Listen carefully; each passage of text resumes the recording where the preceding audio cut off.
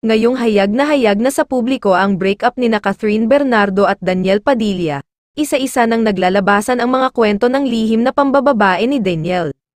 Ayon sa isang reliable source ay matagal na raw na pasimpleng nagtuto-timer si DJ na nabubuking ni Catherine pero dahil mahal nga niya ito, paulit-ulit pa rin daw niyang pinapatawad ang nobyo.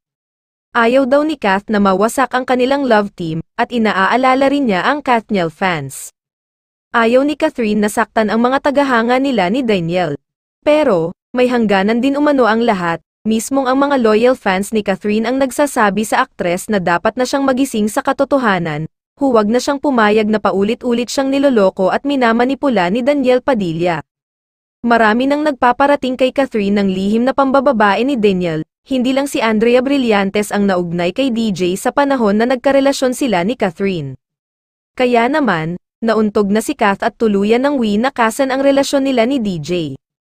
May hugot at patama pa ang isang post ni Kath na nagsasabing, "What good is a man who has no plan, but just having fun?"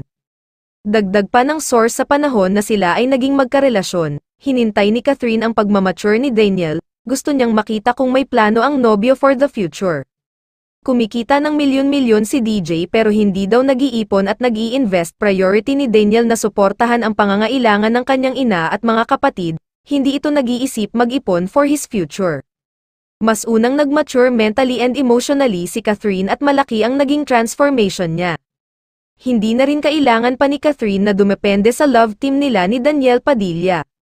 Kaya niyang tumambal sa ibang aktor at gumanap ng mature role, na pag-iwanan na ni Catherine si Daniel. Sa ngayon daw ay pinag-uusapan na ng mga abogado kung ano ang gagawin sa negosyo na ipinundar nila ng sabay co-owners ang aktres maging ang ina ni Catherine na si Min Bernardo, kapatid ni Catherine na si Chris, si Ton Lau na stylist ni na Daniel at Catherine, ina ni Daniel na si Carla Estrada, at Armando Cruz na best friend ni Carla.